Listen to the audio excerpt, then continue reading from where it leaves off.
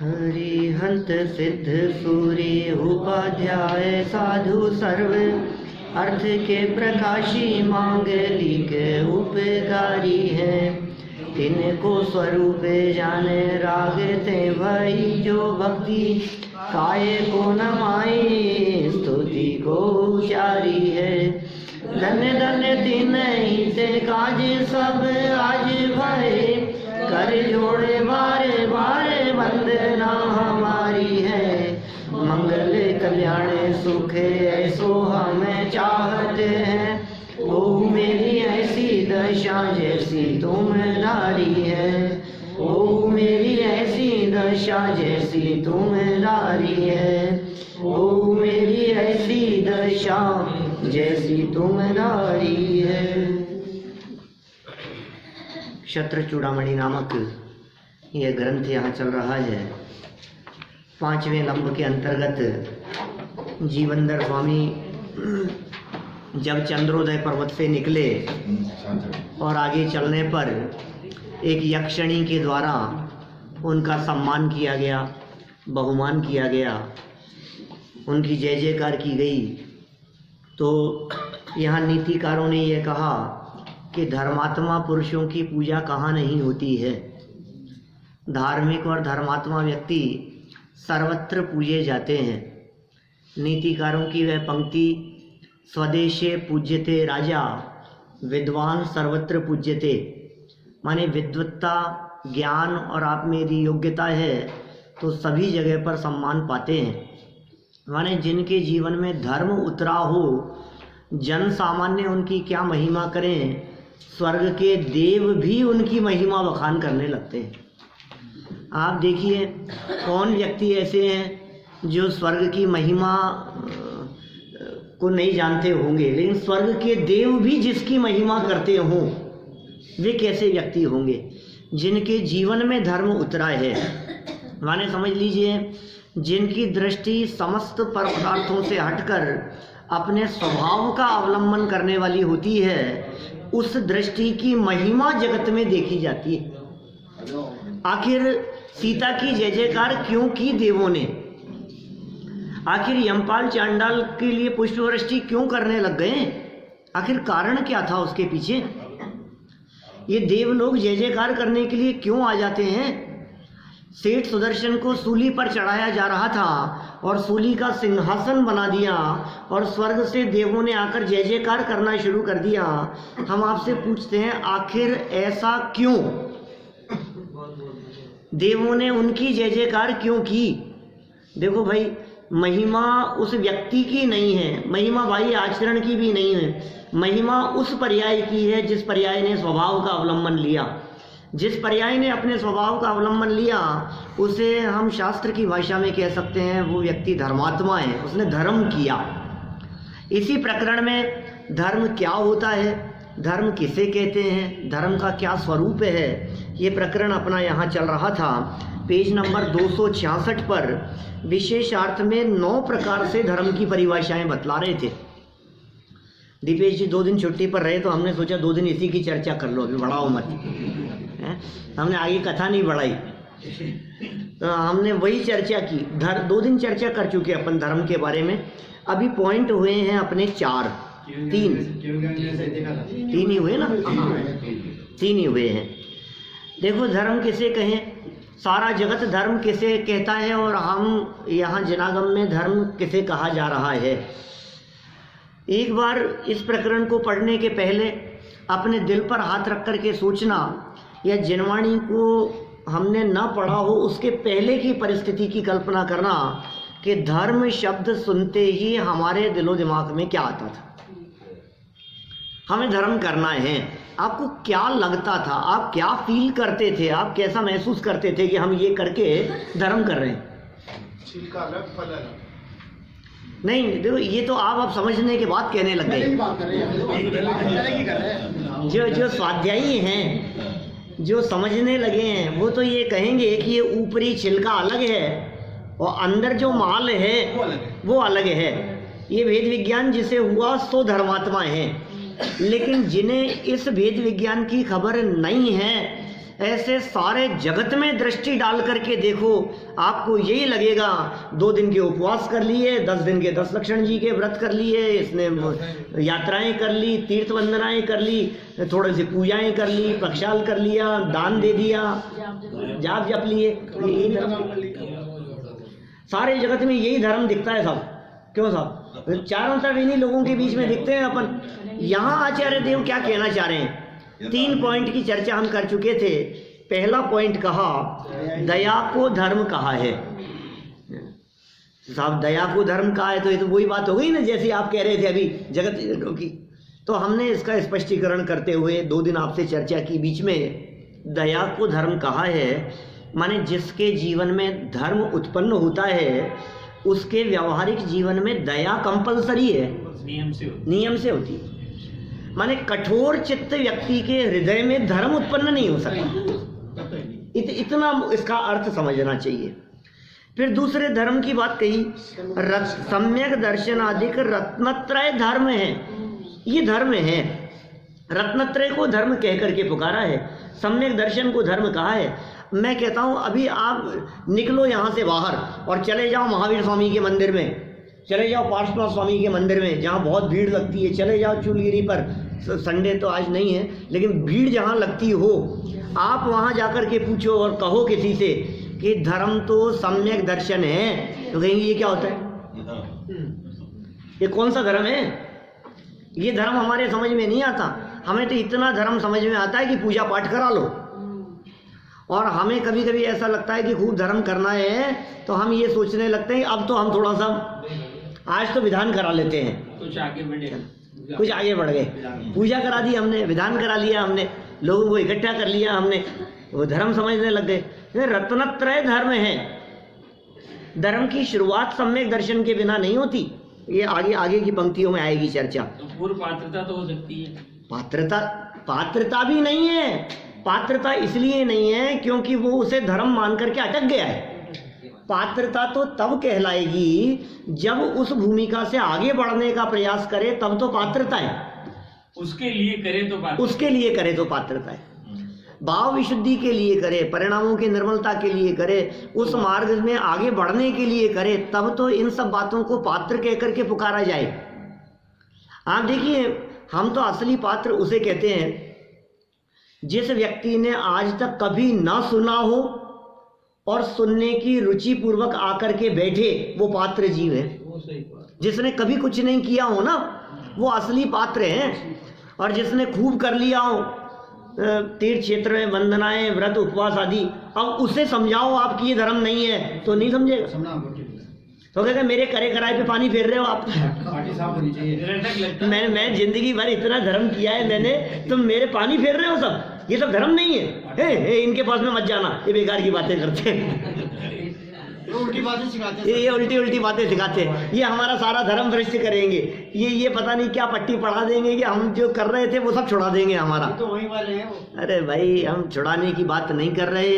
आप जिसे धर्म समझ करके भ्रमित हो गए हैं, हम वास्तविक धर्म जिनागम के परिप्रेक्ष्य में, पूर्वाचार्यों के निर्देशन में जो बातें कही गई है सो बात बतला रहे हैं। यथार्थ का परिचय है। हाँ, अनादिकाल से कब नहीं किया हमने, व्रत भी किए, उपवास भी किए, प्रतिमाएं भी अंगीकार की। अरे मुनिव्रत धार अनंत बार ग्रेवे को उपजायो, मुनिव्रत भी अंगीकार किया दीपेश जी, 1-2 बार नहीं, अनंत बार। मैं कहूं तो मत मानना, लेकिन जिनागम कह रहा है, शास्त्र कह रहे हैं, अष्टपाहुड़ ग्रंथ कह रहा है, आचार्य कुंद स्वामी कह रहे हैं, छेड़ाला में दौलत राम जी कह रहे हैं, कदम कदम पर हजारों विद्वानों ने इस तरह के कलम चलाई है कि तूने कितनी बार मुनिव्रत अंगीकार किया भाई। तन से कपड़ों का त्याग किया, नग्न दिगंबर हो गया, पीछी कमंडल अंगीकार कर लिए, और उन पीछी कमंडलों का ढेर लगाओ तो इतने ढेर इकट्ठे हो जाए भैया कि सुमेरु पर्वत जैसा ढेर लग जाए। बोलो, तूने दीक्षा ले करके इतनी माओं को, इतने परिवारजनों को रुलाया कि उनके आंसुओं को इकट्ठा किया जाए तो समुद्र के समुद्र भर जाएं। बोलो, इतनी बार दीक्षा अंगीकार की, लेकिन फिर क्या हुआ? मुनिव्रत धार अनंत बार ग्रेवक उपजायो, निज आत्म ज्ञान बिना सुख लेश न पायो।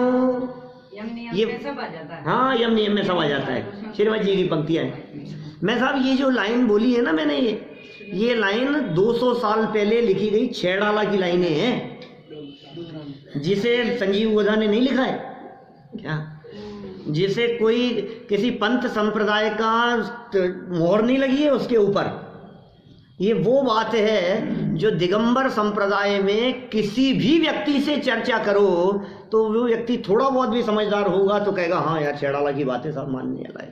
और क्या लिखा है उसमें, मुनिव्रत धार अनंत बार ग्रेवक उपजायो, मुनिव्रत धारण करके अनंत बार ग्रेवकों में चला गया तो निहाल हो गया होगा क्या, थोड़ा बहुत तो धन्य हो गया होगा। पे निज आत्म ज्ञान बिना सुख लेश न पायो। अब बोलो, आत्मज्ञान के बिना, आत्म स्वरूप को जाने बिना, अपने स्वभाव के अवलंबन बिना लेश मात्र भी, अरे लेश भी क्या कह रहे हैं, सुख लेश, अरे थोड़ा बहुत तो मिल गया होगा, कितना आनंद आया होगा। आनंद जिनकी ऐसी दशा होती है उनसे पूछो, अरे साहब हमारी हम ही जानते हैं। आपके इन वाक्यों में बड़ा कष्ट झलकता है। क्या कष्ट नहीं है, मुनि दशा कष्ट का नाम नहीं है, मुनि दशा आनंद का नाम है। आनंद के झरने झरते प्रदेशों में निज ध्यान जब धरते हैं, अपना ध्यान करते हैं तो प्रदेशों में आनंद के झरने झरते हैं। वो धर्म है, माने धर्म की शुरुआत अपने स्वभाव के अवलंबन से होती है। कल जो हमारा विषय यहाँ चला था उसका केंद्र बिंदु यह था कि धर्म परतंत्रता में नहीं है, धर्म स्वाधीनता में होता है। एक वाक्य में मैंने कल के प्रवचन की बात आपको कह दी। परतंत्रता में धर्म नहीं है, पराधीनता में धर्म नहीं है। जहां परतंत्रता हो, जहां इतनी भी पराधीनता हो जाए कि धर्म करने के लिए मुझे उठ करके मंदिर जाना पड़ेगा, ये पराधीनता भी नहीं है धर्म में। आपके यदि घुटने खराब हो गए, आप यदि हॉस्पिटलाइज हो गए, आपकी यदि तबीयत खराब हो गई, आप यदि समझ लीजिए उठ बैठ नहीं सकते हैं, तो क्या धर्म नहीं कर सकते? नहीं भाई साहब, ये पराधीनता नहीं है, धर्म में पराधीनता नहीं है, परतंत्रता का नाम धर्म नहीं है। जो किसी से रोका जा सके वो धर्म नहीं है, जिसमें कोई बाधा उत्पन्न कर सके वो धर्म नहीं है। अरे पत्थर बरसाते रहे, धर्मात्मा धर्म करते रहे, ओले बरस रहे हैं, उपसर्ग कर रहे हैं, कुछ भी कर रहे हैं, क्या फर्क पड़ता है? हमारा उपयोग अपने स्वभाव के साथ में जुड़ा है, ये धर्म है, ये असली धर्म है। बाहर में शालनी खा रही हो, चाहे सिंह खा रहा हो, बाहरी परिस्थितियां किसी भी प्रकार की बन रही हो, लेकिन अंतर में अपना उपयोग माने अपने ज्ञान की पर्याय, अपना ज्ञान और उस ज्ञान का विषय अपना स्वभाव, इतना सरल काम है। मेरा उपयोग है माने मेरा ज्ञान है, और मेरी ज्ञान की पर्याय का विषय मेरा ही आत्मा है। अब इन दो के बीच में तीसरा कौन आ सकता है बताओ? क्षण क्षण में अंतर्मुख हो जाते हैं हमारे महाराज, क्षण क्षण में बातें करते हुए भी उपयोग अंदर में चला जाता है। ध्यान का ही तो काम है। हमारे पंडित जी थे एक, अपने क्या नाम, मिलाप चंद जी पहाड़िया, लगभग 20-22 साल पहले उनका स्वर्गवास हो गया। 22 साल पहले, 22-23 साल हो गए लगभग छिन्नवे में। वो दो पंक्तियां कहा करते थे सम्यक दृष्टि जीव के जीवन के संदर्भ में, पनिहारिन बातें करे खूब मचावे शोर, पर रहता है हर समय मन गगरी की ओर। क्या क्या कहा, वापस बोलता क्या मास्टर साहब हैं? पनिहारिन बातें करे, पनिहारिन गांव की महिलाएं कुएं पर जाकर के पानी भरने वाली, मटके लेकर के जाएं और वहां जाकर के पानी भरे, और एक घड़ा माथे पर रखा पानी से भरा, दूसरा उसके ऊपर रखा, तीसरा और ऊपर रखा, और 4-4, 5-5 घड़े एक के ऊपर एक रख करके, और 5-5, 7-7 महिलाएं और आपस में हंसी मजाक करती हुई, हंसती ठिठलाती हुई, और वो चले। लेकिन क्या मजाल कि एक भी घड़ा माथे पर से गिर जाए। बोलो कि कर क्या रही है ये? अरे कोई शहर का व्यक्ति वहां जाके एकदम देखे ना पहली बार तो कहे ये तो गए आज तो। लेकिन क्या स्थिति है? बाहर में क्रिया कैसी भी चल रही हो, लेकिन मन कहाँ है, उपयोग कहाँ है, ध्यान कहाँ है? गगरी की ओर।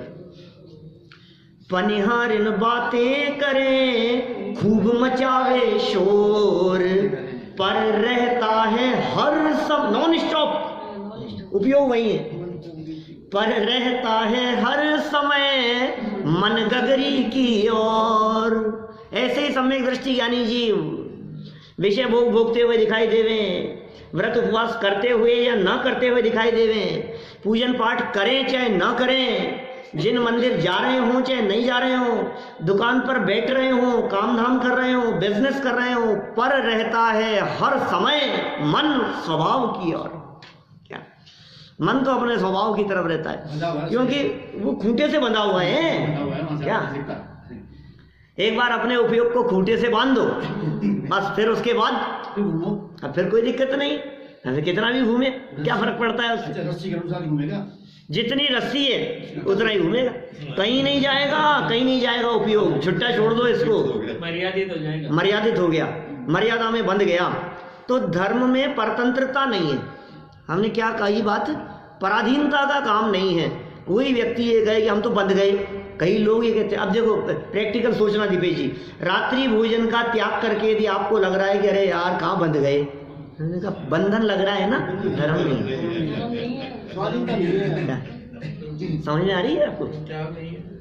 आपने किसी चीज को छोड़कर अरे यार क्या करें, हम तो वहां गए थे, उन्होंने पंडित जी ने, उन्होंने महाराज ने ऐसा नियम दिला दिया, हमें तो जमीगंध छोड़ना पड़ गया, और अब क्या करें, रोज का चक्कर है, बहुत फंस गए हम तो। फंस गए आपको फंसा हुआपन महसूस होता है, आपको पराधीनता परतंत्रता दिख रही है, तो समझ लेना धर्म नहीं है रंच मात्र भी।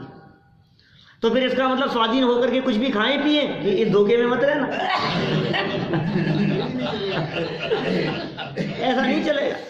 लेकिन जो आप, क्योंकि देखो जिसके अंतर में जो अपने आप को ज्ञायक स्वरूप अनुभव करता है, जिसे जगत के जीव जीव रूप दिखाई देते हैं, हमने कहा ना दया विशुद्धो धम्मो, दया दया धर्म का मूल है। ये दया करुणा भाव जिसके हृदय में है, उसके माध्यम से जगत के अन्य जीवों की विराधना कैसे हो सकती है? वो कैसे घास पर पांव रख करके चल सकता है? वो कैसे आलू प्याज जमीगंध खा सकता है? वो कैसे रात्रि भोजन कर सकता है? उसमें बंधन नहीं है, वो बहुत सहजता है, बहुत सहजता है। मैं अभी ग्वालियर में जो एक आहार दान पर प्रवचन हुआ मेरा, रोजाना ही होते थे प्रवचन, 5 दिन में 8 प्रवचन हुए। आहार दान विषय पर प्रवचन अभी यूट्यूब पर कल डाल दिया मैंने, उसमें बहुत सारी चर्चाएं मैंने ऐसी की। प्रकरण इस तरह का उठाया कि आपको ऐसा लगता है यार मुनिराज का क्या है ये नाटक जबरदस्ती के, कि एक व्यक्ति ने घर में किसी को छींक आ गई और हाथ छोड़ करके चले गए, ये क्या नाटक है? तुम्हें खाना हो तो खाओ, नहीं खाना तो भी विधि मिल गई थी, सारा सब काम हो गया था। अब कोई व्यक्ति का कुछ हो गया, किसी को बच्चे पर बस थोड़ी ना चलता है। घर में कोई बच्चा था, 1 मिनट रोने लग गया, अब बच्चा रोने लग गया और हाथ छोड़ के चले गए, ये क्या है? कोई चौके में काम करते करते किसी से कोई ये चम्मच गिर गई, अब चम्मच गिर गई, आवाज आती है तो ये छोड़ के चल दिए, लाइट जला दी, चल दिए। ये क्या क्या नाटक है भाई साहब, क्यों बताओ मुझे? लाइट का भी हाँ, थोड़ा बहुत भी कुछ यदि ऐसा हो गया है, क्या है चक्कर? ये नाटक तो हमारे को सही नहीं लगते। इन सारी बातें कही मैंने बहुत उस दिन वहां भी, हमारे भाई साहब ये कुछ नाटक नहीं है। परिणाम इतना मंद हो गया है, आहार ग्रहण करने का विकल्प इतना बंद है कि ये थोड़ी बहुत भी ऐसी कुछ घटनाएं दिखती है, वो विकल्प टूट जाता है।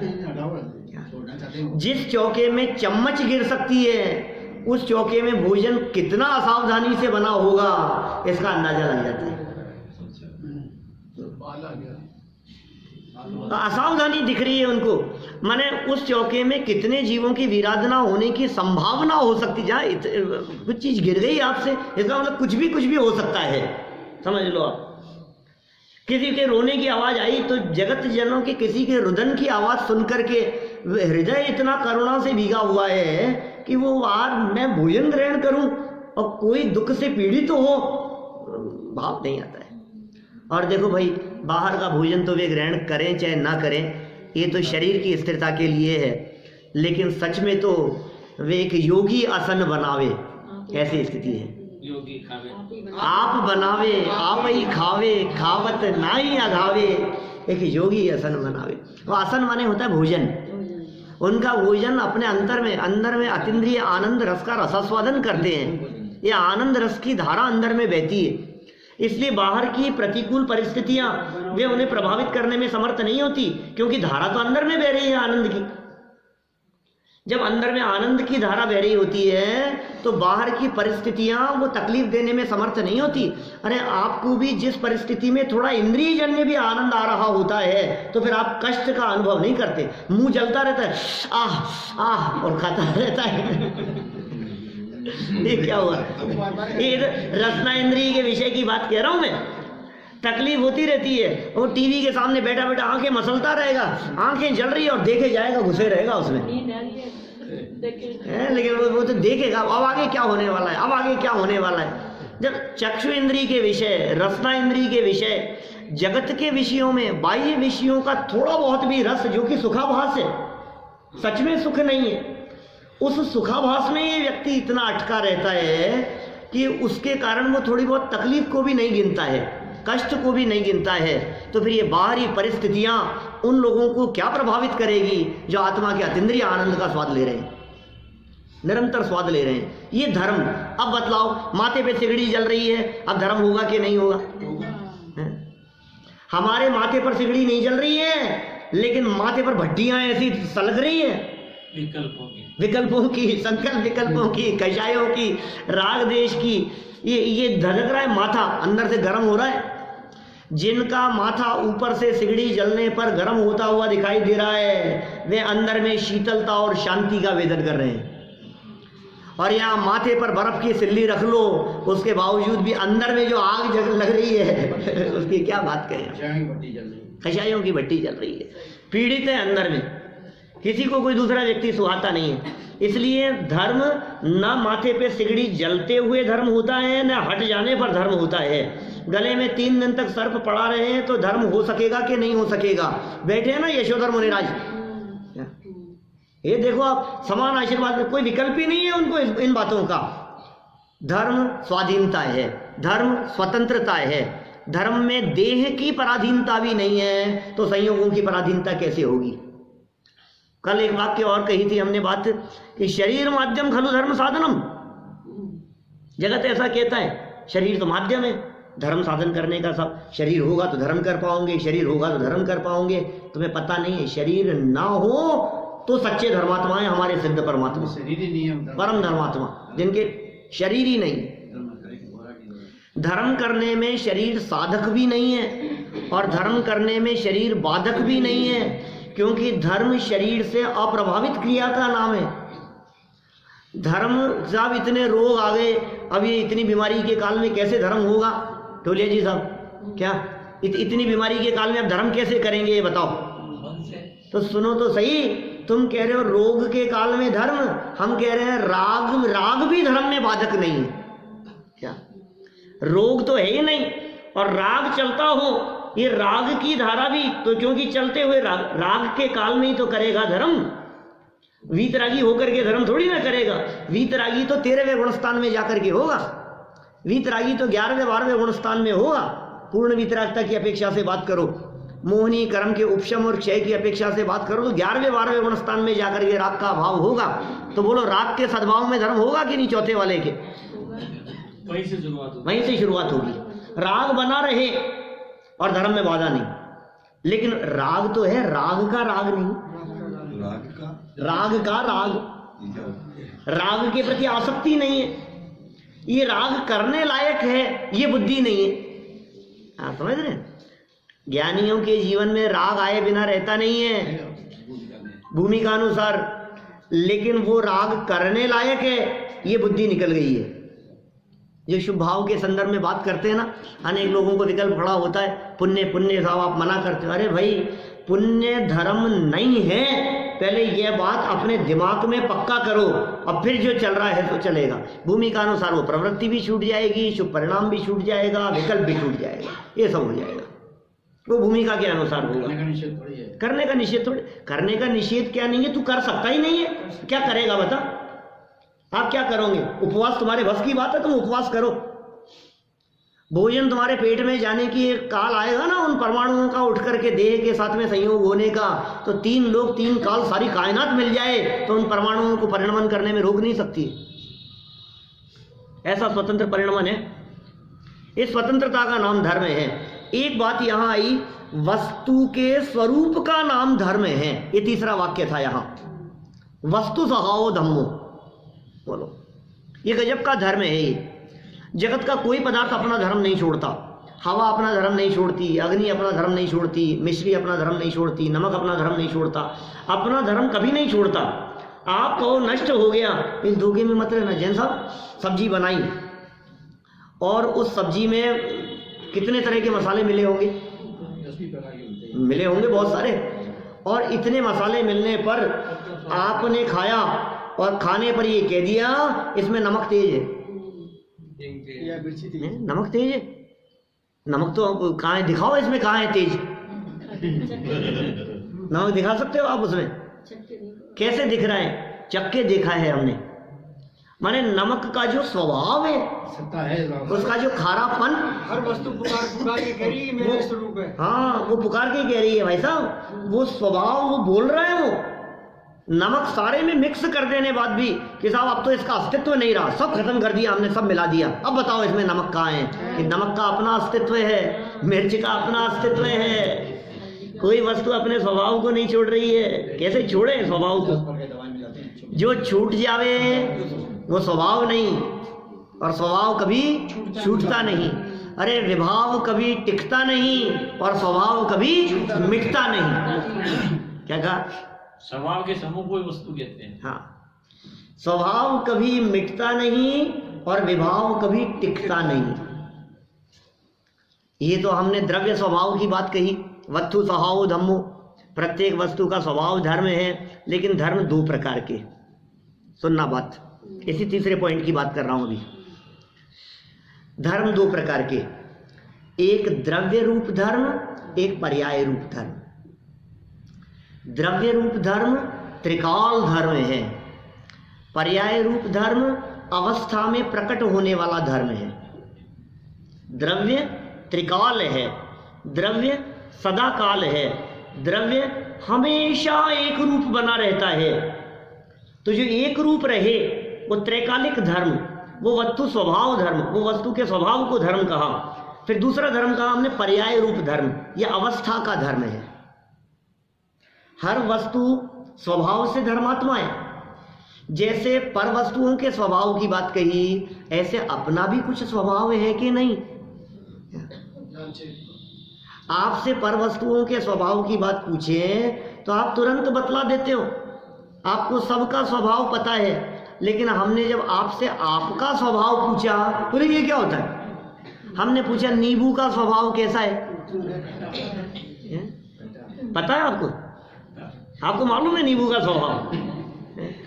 नींबू मिर्च धनिया सबका स्वभाव हमें पता है। और हमने पूछा बतलाओ तुम्हारा स्वभाव कैसा है?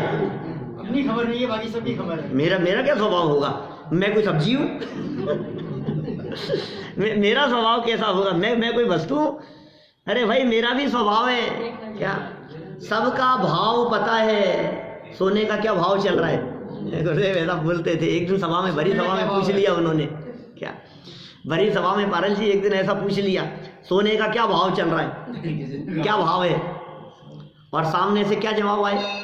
जो भी दाम होंगे उस समय 50 रुपए तोला, 50 रुपए तोला के जो भी भाव चल रहा है। अरे भाई जिसे तुम भाव समझ रहे हो ये उसका भाव नहीं है। उसका पीलापन, उसका भारीपन, उसके गुणधर्म, उसकी सामर्थ्य, ये उसका भाव है। जिस भाव की तुम बात करते हो ये बदलती है कीमतें, इसे भाव नहीं कहते। नमक का क्या भाव है? कि खारापन नमक का भाव है। तो आत्मा का भाव क्या है? कि जानना देखना, जानने देखने वाला स्वभाव। ये वस्तु है, आत्मा एक वस्तु, जानने देखने वाला उसका स्वभाव। ये जानने देखने वाला स्वभाव त्रिकाल है, इसलिए ये परमानेंट स्वभाव है, ये परमानेंट धर्म है, ये द्रव्य रूप धर्म है, ये त्रैकालिक धर्म है। अब हमने कहा पर्याय रूप धर्म, जो दूसरा धर्म कहा हमने कि साहब यदि आप पहले वाले धर्म के आधार पर ही धर्म की बात करो, द्रव्य रूप धर्म के आधार पर ही धर्म की बात करो तो फिर तो हम तो धर्मात्मा है ना, स्वभाव तो है ही ना, ज्ञान दर्शन के बिना तो है ही नहीं हम। तो हर व्यक्ति, हर वस्तु धर्मात्मा हो गई। कि सुनो भाई, ये त्रैकालिक धर्म से आनंद नहीं आता, त्रैकालिक धर्म का अवलंबन लेने वाली पर्याय में आनंद आता है। जो धर्म करने की हम बात करते हैं, जिस धर्म को प्रकट करने की हम बात करते हैं, वो प्रकट करने वाला धर्म पर्याय में प्रकट होगा। कि कैसे प्रकट होगा? कि पूजन करने से, प्रवचन सुनने से। कि नहीं नहीं, जो उत्पन्न होती हुई पर्याय है, उस पर्याय ने अब वस्तु के त्रैकालिक धर्म को जाना। इस अवस्था ने, ये जो वर्तमान अवस्था उत्पन्न हुई थी, वर्तमान की जो अवस्था है, इस अवस्था ने जब उस त्रैकालिक धर्म को जाना तो ये अवस्था पर्याय रूप धर्म रूप कहलाएगी। इसे कहेंगे धर्म। ये धर्म उत्पन्न हो गया इसमें। जिस उत्पन्न होती हुई अवस्था ने इसको नहीं जाना, इस स्वभाव को, और पर वस्तुओं को जाना, उन्हें ये अधर्मात्मा है। स्वभाव को छोड़कर पर की तरफ देखा, या स्वभाव को न देखा, या वस्तु स्वभाव को नहीं देखा, उसने धर्म को पहचाना ही नहीं, वो कैसा धर्मात्मा? समझ में आ रही है बात? जिसने वस्तु स्वभाव को ही नहीं पहचाना, वो कैसा धर्मात्मा होगा? इसका मतलब धर्मात्मा होने के लिए पहले ये समझो धर्म क्या है, बाद में बात करना हम कितने धर्मात्मा हैं। ये जो मूछे पे ताव देता रहता है ना, मैंने इतना धर्म किया, मैं इतना धर्मात्मा हूं, पहले ये मतलब धर्म कहते किसको है ही नहीं। जो है ही नहीं और तू कह रहा है मैंने किया किया किया। क्या किया तुमने? बतलाओ, क्या कर सकते हो आप? अच्छा, जैसे समझ लो, आप अपने उत्तम चंद जी साहब थे सिवनी वाले, वो बहुत ऐसी बातें समझाया करते थे पंडित जी साहब, कि तुमने क्या किया धर्म करने के लिए? अरे साहब, अभी पूजन करके आ रहा हूँ। कौन घंटे पूजन करी है मैंने? अच्छा दीपेश जी, पूजन में क्या किया आपने? अच्छा, पूजन में क्या क्या किया ये बतलाओ ना। अच्छा, पूजन की क्रिया को देखें तो एक थाली लगी थी इधर खाली, और दूसरी थाली लगी हुई थी इधर भरी हुई, जिसमें सामग्री थी। फिर क्या किया आपने? कि इस थाली का जो माल था वो उसको उठाया और फिर हमने इधर किया, इधर चढ़ाया। सच सच बतलाना, ये आपने किया है? क्या आप उस क्रिया के कर्ता हो सकते हो? क्या आप चढ़ाने की क्रिया के कर्ता हो सकते हो? सुनो, संभव नहीं है। बात बहुत गहराई से, ये दार्शनिक विषय है, सूक्ष्म विषय, ये सूक्ष्म विषय है जिनकी मैं चर्चा कर रहा हूँ। हम 5-5, 10-10 श्लोक भी, 15-15 श्लोक भी पढ़ लेते हैं क्या, लेकिन ये मुद्दा कुछ ऐसा है जो रुकने लायक है, इसलिए रुका हूँ मैं यहाँ। माने ये जो धर्म है जो हमने किया, हमें जो लगा कि हमने ये सामग्री उठा करके इधर समर्पित की है, हम आपसे पूछ रहे हैं आपने बुद्धिपूर्वक किया है? आप चढ़ाना क्या चाहते हैं? चढ़ क्या जाती है?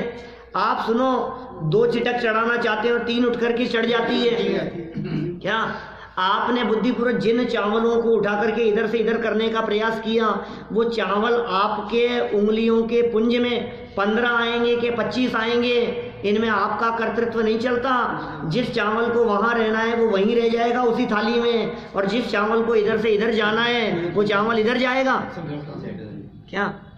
क्योंकि पर वस्तुओं के परिणमन में तेरी नहीं चलती है भाई, पर वस्तु में तेरी नहीं चलती है।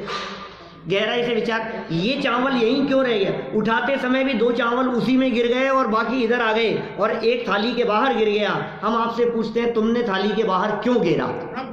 कि मैंने थोड़ी ना गिरा है, मैं थोड़ी ना चाहता था उसको गिराना, कि तेरी चलती नहीं।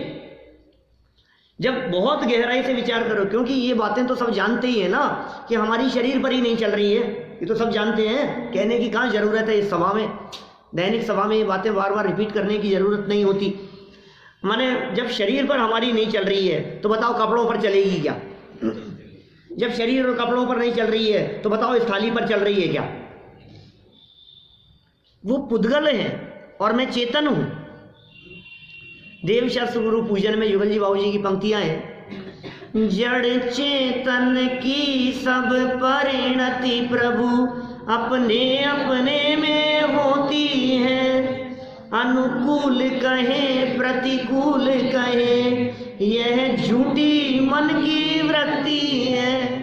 ये पूजन करना शुरू कर दो। क्या याद हो जानी चाहिए, ऐसी पूजाएं हैं। अच्छा, मैं थाली का माल इधर से उधर तो नीचे बोलता तो मैं ही हूँ। हाँ, वो तो बढ़ रहा हूँ ना आगे, स्टेप बाय स्टेप आगे तो बढ़ूँ मैं। अत्यंत अभाव है साहब, अत्यंत अभाव है। 4 अभाव की चर्चा की थी हमने, कोई हो गए होंगे 6-8 महीने तो हो ही गए होंगे, ज़्यादा ही हो गए, साल भर हो गया होगा। 4 अभाव नाम ध्यान है? प्राग भाव, प्रध्वंसा भाव, अन्योन्या भाव, अत्यंता भाव। अत्यंत भाव है 2 द्रव्यों के बीच में। इसका मतलब जिसे आप कह रहे हो कि हमने पूजन करी है, उसमें न हम उस क्रिया को इधर से उधर करने के करता तो नहीं है। तो फिर क्या किया? किताब लेकर के बैठे थे हम, क्या अच्छा उस किताब में क्या किया आपने? पढ़ा हमने, तो हम बोले ना, सही सही बताना, आप बोल रहे हो ना? हाँ बिल्कुल, मैं ही बोल रहा हूँ कि ये बोलना भाषा वर्णना का काम है। बोलना कुछ चाहता, निकल कुछ चाहता है। पंक्तियां लिखी होती है कुछ, क्या, और पढ़ते पढ़ते शब्द निकल जाता है कुछ और कुछ। तो तुमने गलत क्यों पढ़ा? बोलो, तुम कह रहे थे मैं पढ़ता हूँ, तो तुम्हें इतना सा पढ़ना नहीं आता है, तुमने गलत क्यों पढ़ा? कि पढ़ा क्या, निकल गया? तो निकल क्यों गया? तुम्हारी जबान से ऐसा क्यों निकल गया? इसका मतलब जबान से निकलने वाले वे शब्द ये हमारे विकल्पों की अपेक्षा नहीं रखते। क्या मैं भी कहूँ ना कि मैंने क्या बोला, तो मैं सोच सोच करके नहीं बोल सकता भाई साहब। क्या पौन घंटे में जो शब्द निकलने होंगे ना, वही शब्द निकलेंगे। जिस आवाज, उसकी जो वॉइस होगी, उसकी जो वॉल्यूम होगी, उसकी जो तारतम्यता होगी, उसमें जो कम ज़्यादापन होगा, किसी पर हमारा कंट्रोल नहीं चलता। आप बताओ तो सही, आपने क्या क्या किया, क्या क्या कर सकते हो आप? क्या किया? खूब रोटियां बनाई ना, आप बना सकते हैं? न आप पूजन कर सकते हैं, न आप रोटी बना सकते हैं, न आप गाड़ी चला सकते हैं। यार ये क्या पागलों जैसी बातें कर रहे हो आप? रोज मैं ही करता हुआ दिखाई देता हूँ। क्यों साहब, रोटी तो बनाते हैं ना आप बना सकते हैं? अच्छा, एक रोटी आपने बनाई। अब मैं ये कह रहा हूँ, एड़ी से चोटी तक का जोर लगा लो, सुबह से शाम तक मर के पच जाओ, आप वैसी की वैसी रोटी दूसरी नहीं बना सकते। नहीं है। एक आपने बनाई, किसी भी वीडियो बना दो, आपने बनाई, बोलो, आपने एक रोटी बनाई है ना, आपने कहा कि ये मैंने बनाई है, वो कितनी सिकेगी, कहाँ से सिकेगी, उसकी साइज कितनी होगी, उसकी गोलाई कैसी होगी, उसका वजन कैसा होगा? बोलो, करो आप, वैसी की वैसी करो। वैसी की वैसी बना सकते हो क्या?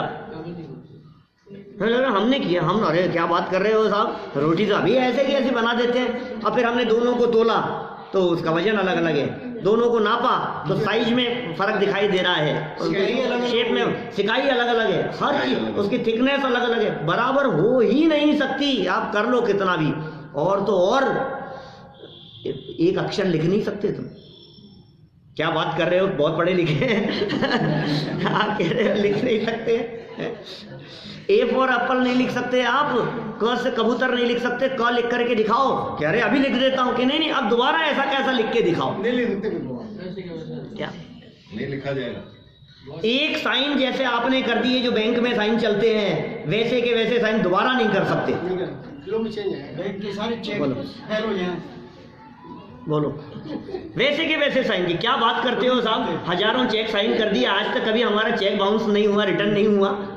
बैंक वाले भी और आप कह रहे हो कि साइन नहीं कर सकते दोबारा, कि तुम ही देख लो ना दोबारा करके, 2 ऊपर नीचे करो और फिर देखो उनकी साइज, उनकी शेप और सब। तो फ्लो देखते हैं, फ्लो देखते हैं। वो क्या देखते हैं? फ्लो चलता है लिखावट के अंदर, वो पकड़ में आती है, पकड़ में आती है, बस वो पकड़ जाता है। आप कर नहीं सकते, करना प्रैक्टिकल करके देखो, हो ही नहीं सकता। माने ये जो कर्तृत्व का अभिमान हमारे माथे पर बैठा है, और फिर ये समझे हमने पूजन कर ली, हमने खूब बोला, हमने गागा करके बोला, हमने ऐसा करी। अरे तुम गा ही नहीं सकते, तुम बोल ही नहीं सकते। अब बतलाओ क्या किया?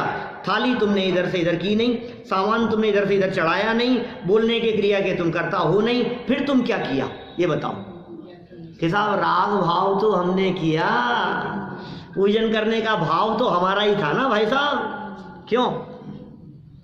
पूजन करने का राग हमारा नहीं था, तो तुम राग को धर्म कह रहे हो क्या? तुम कह रहे हो बहुत धर्म किया, तो राग धर्म है कि राग का अभाव धर्म है? राग धर्म है या वीतरागता धर्म है? धर्म तो वीतरागता का नाम है। तुम कह रहे हो हमारा तो राग था, हमारा करने का भाव था, ये धर्म नहीं था क्या? नहीं है वो धर्म, कुछ धर्म नहीं है उसमें हमारा। और सुनो तो सही, धर्म तो हुआ ही नहीं, और मैंने ये किया इस कर्तृत्व के अभिमान से पाप की गठरी और माथे पर बांध ली। क्या कि मैंने किया, मैंने इतनी पूजाएं करी, मैंने इतने विधान कर लिए, मैंने इतने अनुष्ठान कर लिए, ये सब भ्रम चल रहा है यहाँ। ये धर्म तो स्वभाव का नाम है। अब उस क्रिया में भी जानन देखन पना जो था, जिसकी दृष्टि जानने देखने पर है, 3 क्रिया एक साथ चल रही है वहां। एक जड़ की क्रिया, एक राग की क्रिया और एक ज्ञान की क्रिया। 3 काम हो रहे हैं मास्टर साहब। ये जो माल इधर से इधर जा रहा है ये जड़ की क्रिया है, ये है एक उपाधि की चर्चा को। इधर का माल इधर जा रहा है ये जड़ की क्रिया है, ये जड़ का परिणमन है। करने का जो भाव है वो राग है, वो राग की क्रिया है। और इस राग भाव के साथ साथ इन दोनों क्रियाओं के साथ साथ एक जानने वाला ज्ञान काम कर रहा है, वो जानन क्रिया। क्या? तो वो जानन क्रिया वो मेरा स्वभाव है, और ये दोनों राग विभाव हैं, और शरीर की क्रिया सो जड़ है। अब ये जो जानन क्रिया है जो मेरा स्वभाव है, यहाँ कहाँ है? वस्तु स्वभाव धम्मो, वस्तु के स्वरूप को, वस्तु के स्वभाव को धर्म कहते हैं। तो जानन क्रिया है धर्म। जिसने अपनी उस जानन क्रिया को पहचाना वो हो गया धर्मात्मा, और जिसकी दृष्टि अपने जानन क्रिया से हटकर, अपने स्वभाव से हटकर या तो राग पर अटक गई है या कर्तृत्व और पर पदार्थों पर अटक गई है, उसको तो धर्म का भ्रम है, धर्म नहीं है। ये दोनों छिलका है, गे और हे, और उपादेय बिल्कुल, उपादेय तो फल है, उपादेय तो अपना आत्मा है, ध्रुव है, और ये सब छिलका है बाहर का, जो जड़ शरीर आदि दिखाई देता है। तो देखो यहाँ क्या कहा, आचार्य ने 10वीं परिभाषा क्यों नहीं लिखी इसके अंदर? ये तो विकल्प वाली बात है, ऐसा कुछ नहीं है। 10 भी लिख सकते थे, 5 भी लिख सकते थे, 4 भी लिख सकते थे, 15 भी हो सकते थे। वास्तविकता और सच्चाई है, उससे चूक गए। नहीं, ये है ना, ये जो 3 नंबर जो हमने पढ़ा है, वस्तु के स्वरूप का दूसरा नाम धर्म है। सब गर्भित हो गया इसमें। वस्तु स्वरूप, वही मेरी भावना वाली लाइन, वस्तु स्वरूप विचार खुशी से सब दुख संकट सहा करे। वस्तु स्वरूप विचार, ये विचार, उस विचार वो बेस है, वो विचार बेस है। उस विचार की प्रक्रिया से ऊपर उठकर जब निर्विकल्प स्वभाव का अवलंबन होकर निर्विकल्प अनुभूति होती है, वो असली धर्म है। तो इन्होंने यहाँ उस स्वरूप को धर्म कहा है। आपने कहा कि साहब 10वीं परिभाषा क्यों नहीं लिखी, 9 ही क्यों लिखी, 8 ही क्यों नहीं लिखी? अरे भाई, ये तो ज्ञानियों के वचन है।